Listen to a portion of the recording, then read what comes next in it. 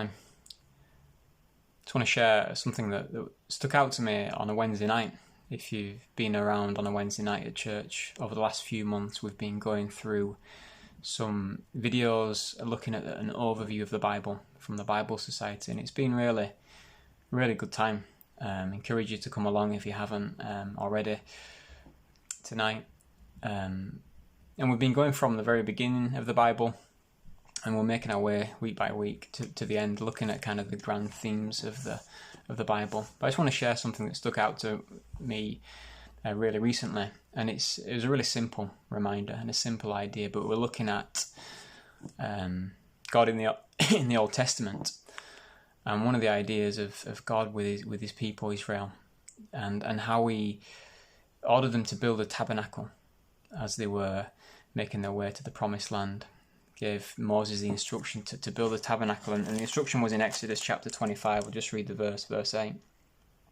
God says, "And let them make me a sanctuary, that I may dwell in their midst." And we're reminded in these videos that we've been watching on Wednesday that God's tabernacle was a constant reminder to them that He was with His people. Camp would set up around the tabernacle, and it was a reason to take comfort in. It was a reason to take confidence in the fact that God was with them. And the guy on the video gave the analogy that when you know God is with you, there's no reason to fear. There's no reason to fear your enemies. He gave the analogy of a child. Maybe you've had your children at night time scared because they feel like there's monsters in the room, or they're scared of the dark, and you go in there and immediately they're no longer scared.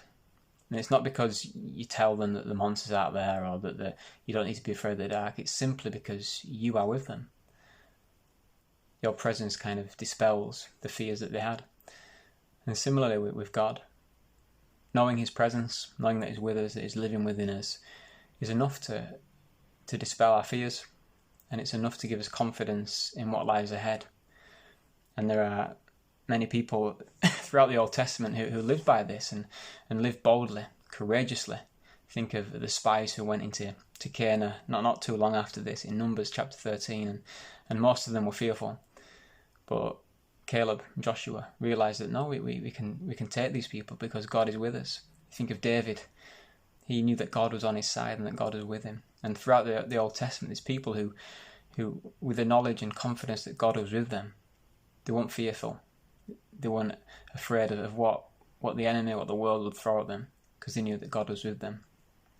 And I was reminded of this real simple truth as we've been going through on a Wednesday night, amongst many other things. And again, I encourage you to come along if you can, if you've got the time, because as we look at God's Word together, there are so many reminders, so many new things to learn. And I wanted to remind you this morning that God's with us, He dwells within, and that enough is enough to kind of silence the voices of fear, the voice of the enemy. And I hope that's encouraging. God bless.